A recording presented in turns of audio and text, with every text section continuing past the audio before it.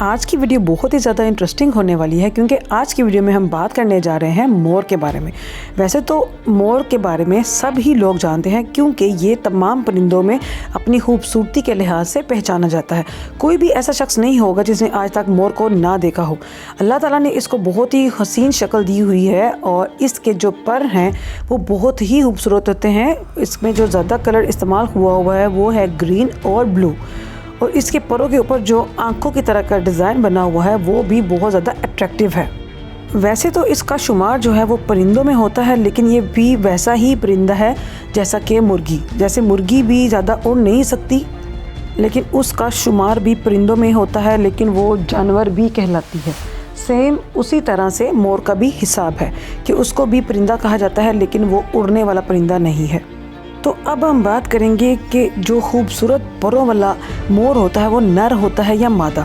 تو آپ کو بتاتے چلیں کہ جو خوبصورت اور کلرفل رنگوں والا جو پرندہ ہوتا ہے وہ مور نر ہوتا ہے۔ تو ناظرین، آپ کو ایک اور بھی بات بتاتے چلیں کہ جب یہ اپنی مادہ یعنی کہ مورنی کو متاثر کرنا چاہتا ہے تو اس وقت اس کے سامنے یہ اپنے جو دم ہے جس کے اوپر خوبصورت سے پر ہوتے ہیں اس کو پھیلا کر اس کے سامنے ناچتا ہے اور ادھر ادھر گھومتا ہے، جس سے وہ اس کی جو مادہ ہوتی ہے وہ بہت زیادہ متاثر ہوتی ہے۔ اس کے جو ناچنے کا منظر ہوتا ہے وہ بہت ہی خوبصورت ہوتا ہے اور اس سے ارد گرد والے جو لوگ ہیں وہ بھی متاثر ہوتے ہیں۔ اس کے سر پہ بھی بہت ہی خوبصورت سا پروں کا ایک تاج ہوتا ہے جس کا کلر بھی گرین اور بلو کلر مکس ہوتا ہے، جس سے اس کے حسن میں چار چاند لگ جاتے ہیں۔ نر مور جو ہوتا ہے وہ مادہ سے تھوڑا سا بڑا ہوتا ہے لیکن خوبصورتی میں سب سے آگے ہوتا ہے۔ مور کی جو لمبائی ہے وہ 3 سے 5 فٹ تک ہوتی ہے اور جو مورنی ہے اس کی لمبائی 3.5 فٹ تک ہوتی ہے۔ زیادہ سے زیادہ 3 اقسام ہوتی ہیں، جس میں ایک ہندوستانی مور ہے، دوسرا نمبر 2 پہ ہے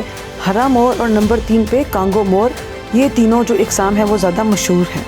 اب ہم بات کرتے ہیں مورنی کے بارے میں۔ تو مورنی کی پہچان یہ ہے کہ مورنی کی دم چھوٹی ہوتی ہے، جس کے بھورے رنگ کے جو پر ہیں وہ آپس میں جڑے ہوئے ہوتے ہیں، اور اس کے علاوہ یہ اپنی جو دم ہے وہ مور کی طرح پھیلا نہیں سکتی۔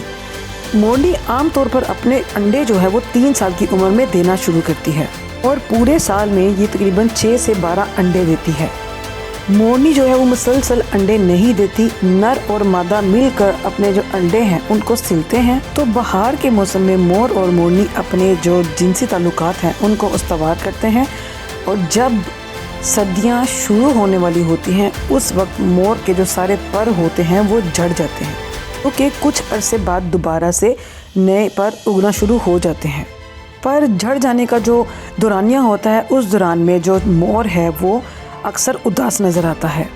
جب مورنی انڈے دیتی ہے تو مور بہت زیادہ خوش ہوتا ہے اور مورنی سے لاڈ کرتا ہے، جس کی وجہ سے ان کے جو انڈے ہیں اس میں سے کچھ انڈے ٹوٹ بھی جاتے ہیں۔ تو اس وجہ سے مور کے جو انڈے ہیں ان کو سلنے کے لیے کسی مرغی کے نیچے رکھا جاتا ہے، اور مرغی جو ہے وہ اس کے جو انڈوں کی سائز ہوتا ہے اس کو دھیان میں رکھتے ہوئے صرف 1 سے 2 انڈے ہی اپنے نیچے رکھ سکتی ہے کیونکہ ان کا سائز بہت زیادہ بڑا ہوتا ہے۔ مرغی مور کے انڈوں پہ تقریباً 1 مہینے تک بیٹھتی ہے، اس کے بعد جب اس کے بچے نکل آتے ہیں تو ان کو تقریباً 2 ہفتوں کے اندر ہی مور جو ہے وہ اڑنا سکھاتے ہیں۔ پھر مورنی جو ہے وہ مختلف قسم کی آوازوں کی مدد سے ان کو زندگی گزارنے کے طور طریقے سمجھاتی ہے۔ مورنی کے بچے 3 سال کے بعد جوان ہو جاتے ہیں۔ مور جو ہے وہ رات کے وقت کسی بھی درخت کی چوٹی پر چڑھ جاتا ہے اور مختلف قسم کی آوازیں نکالتا رہتا ہے۔ خوبصورت ہونے کے ساتھ ساتھ مور کی جو آواز ہوتی ہے وہ بہت کرہت ہوتی ہے، لیکن وہ بھی تولیدی زمانے میں میٹھی ہو جاتی ہے۔ اگر مور جب اپنے دشمنوں سے خطرہ محسوس کرتا ہے تو وہ اپنی آواز کے ذریعے ہی دوسرے جانوروں کو اس چیز سے آگاہ کرتا ہے۔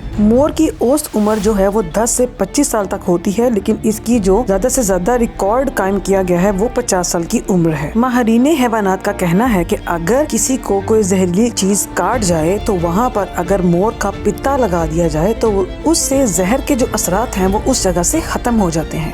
یہی نہیں، اگر آپ مور کے خون میں نمک ملا کر زخموں پر لگائیں تو زخم جلدی ٹھیک ہو جاتے ہیں۔ ایسے تو مور کا گوشت کھانا حلال نہیں ہے، لیکن جو لوگ اس کو کھاتے ہیں اس سے ان کے جسم میں بہت زیادہ گرمی پیدا ہوتی ہے اور اس کا جو گوشت ہے کا گوشت بہت دیر سے ہضم ہوتا ہے کیونکہ یہ بہت زیادہ بھاری ہوتا ہے۔ ترین قسم کے جو مور کے پروں کی لمبائی ہوتی ہے وہ تقریباً 5 فٹ کے قریب ہوتی ہے۔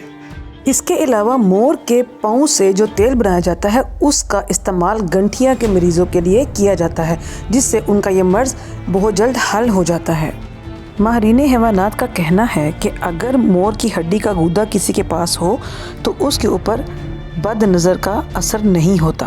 مور کا سامنا جب سانپ سے ہوتا ہے تو وہ بہت اچھا فائٹر ثابت ہوتا ہے، کیونکہ یہ اس سے بہت اچھے طریقے سے لڑتا ہے۔ اسی وجہ سے وہ سانپوں کو اپنے علاقے میں داخل نہیں ہونے دیتا۔ مور 11 قسم کی آوازیں نکال سکتا ہے اور وہ آپس میں بات بھی اسی طریقے سے ہی کرتے ہیں۔ ویسے تو مور زیادہ دیر تک ہوا میں نہیں اڑ سکتا، لیکن اس کے باوجود وہ بہت اچھی اڑان بھر سکتا ہے۔ اگر زمین کی بات کی جائے تو زمین پر مور 10 میل فی گھنٹہ کی رفتار سے بھاگ سکتا ہے۔ ویسے تو مور کو اپنا حسن بہت پسند ہے، لیکن جب وہ اپنے پاؤں دیکھتا ہے تو وہ ان کو دیکھ کر روتا ہے، کیونکہ مور کے مطابق اس کے جو پاؤں ہیں وہ بہت بدصورت ہوتے ہیں۔ مور کی خوراک میں پھل پھول اور حشرات الارض وغیرہ شامل ہوتے ہیں۔ ویسے تو مور زہریلے سانپ بھی کھا جاتا ہے، کیونکہ اس کو اپنی خوراک میں پروٹین کی زیادہ ضرورت ہوتی ہے۔